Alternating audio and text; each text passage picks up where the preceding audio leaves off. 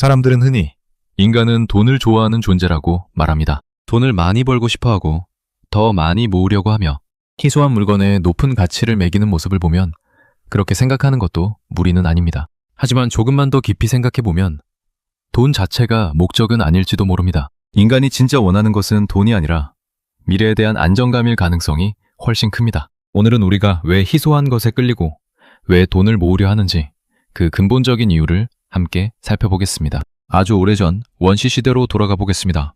그때는 지금처럼 냉장고도 없었고 마트도 없었으며 배달 음식도 없었습니다. 오늘 먹을 음식을 구했다고 해서 매일도 같은 결과를 기대할 수 있는 세상이 아니었습니다. 사장에 성공하면 하루를 버틸 수 있었지만 실패하면 그대로 굶어야 했습니다. 운이 좋으면 배부르게 먹었지만 운이 나쁘면 생존 자체가 위협받았습니다. 지금 우리는 배가 고프면 식당에 가거나 휴대전화로 음식을 주문하면 됩니다.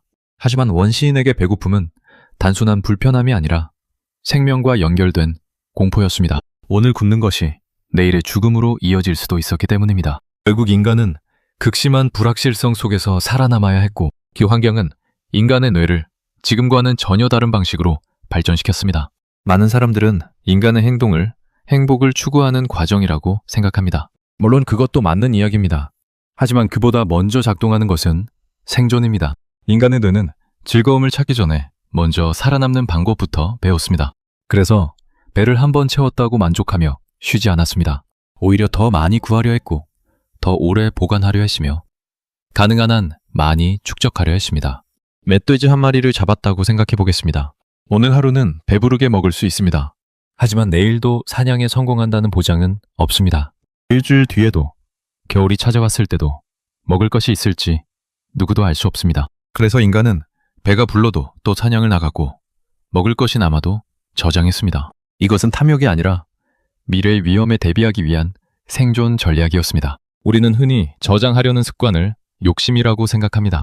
하지만 상당수의 행동은 생존을 위해 진화한 본능일 가능성이 큽니다. 겨울이 오기 전에 식량을 모으고 불씨를 꺼뜨리지 않으려 애쓰고 먹을 수 있을 때 최대한 확보했던 이유는 모두 같습니다. 오늘보다 내일이 더 불안했기 때문입니다. 인간의 뇌는 항상 한 가지 질문을 하도록 진화했습니다. 이것을 나중에도 다시 구할 수 있을까? 이 질문이 저장 본능을 만들었고 미래를 준비하는 습관을 만들었습니다. 이제 희소성에 대해 생각해 보겠습니다. 사람들은 희소하다는 말을 단순히 숫자가 적다는 의미로 받아들이곤 합니다.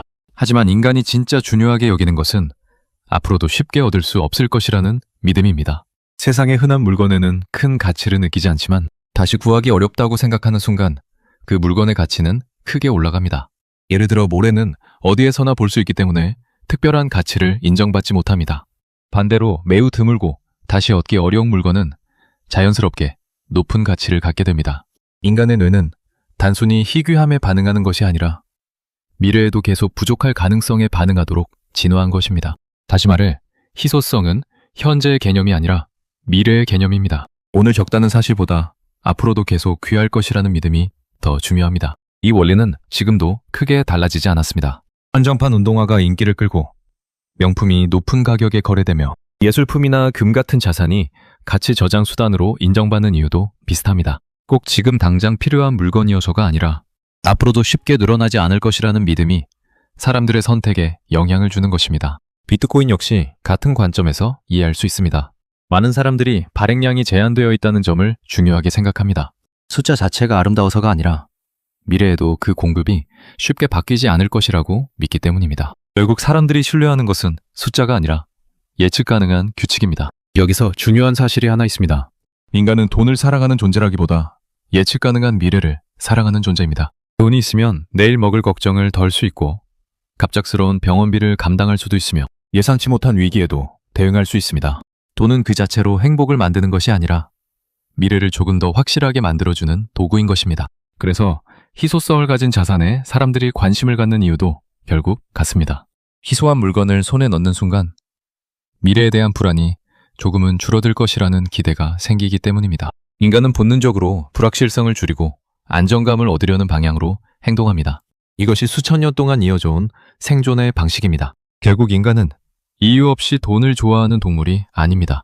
희소성을 무조건 사랑하는 존재도 아닙니다. 우리가 진짜 원하는 것은 불확실성이 줄어든 미래입니다. 돈을 모으는 이유도, 자산을 만들려는 이유도, 안정적인 삶을 꿈꾸는 이유도 모두 같은 곳에서 출발합니다. 결국 돈의 가치는 종이나 금속 또는 화면 속 숫자에서 나오는 것이 아닙니다.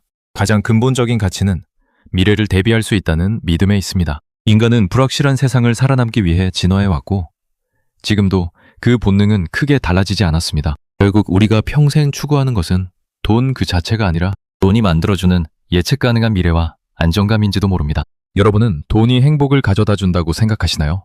아니면 불안한 미래를 견딜 수 있는 안정감을 가져다 준다고 생각하시나요? 오늘 이야기를 통해 돈을 바라보는 시선이 조금은 달라졌기를 바랍니다. 다음에도 인간과 경제를 바라보는 흥미로운 이야기로 찾아뵙겠습니다. 시청해주셔서 감사합니다.